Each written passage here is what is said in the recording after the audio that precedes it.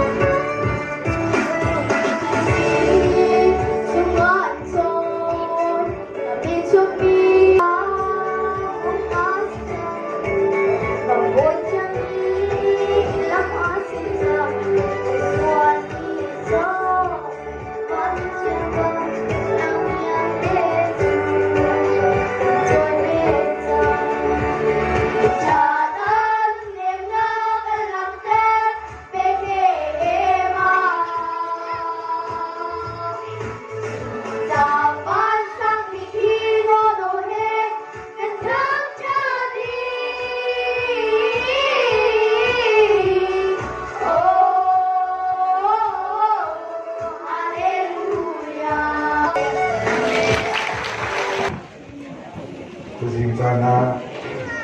kenza cenggo itu mentumak kebendian lain. Apakah nakal tongkha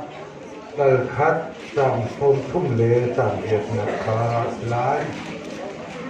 Neri ni athoi ke khat sang kule sang sri kadmuin arading mi chu aung ko dong na ka Filipi dalni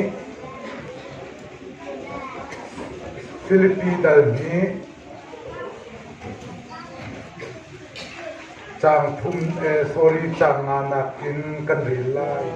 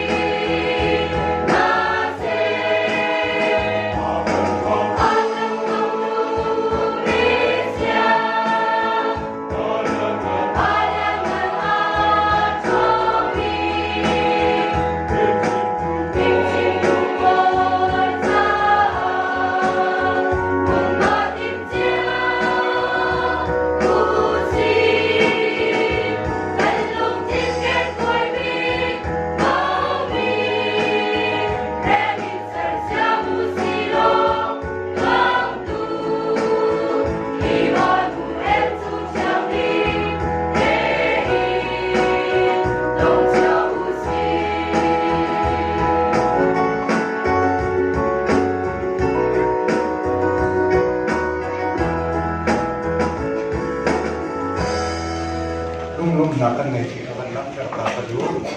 kung bantukin mani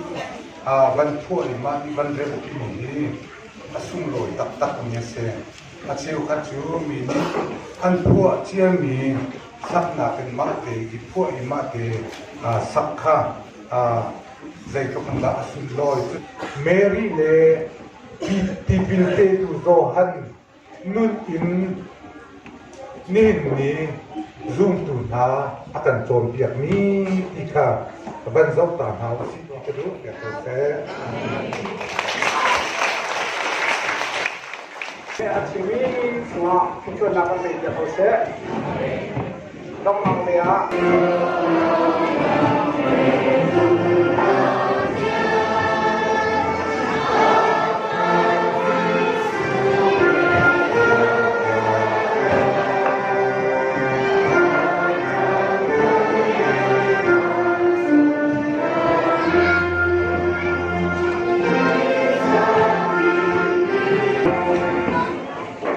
Christmas semua batang sedang mengharap sebagai bukan nanti dan sebagainya. Dengan proses mereka untuk sempurna nanti dan sebagainya.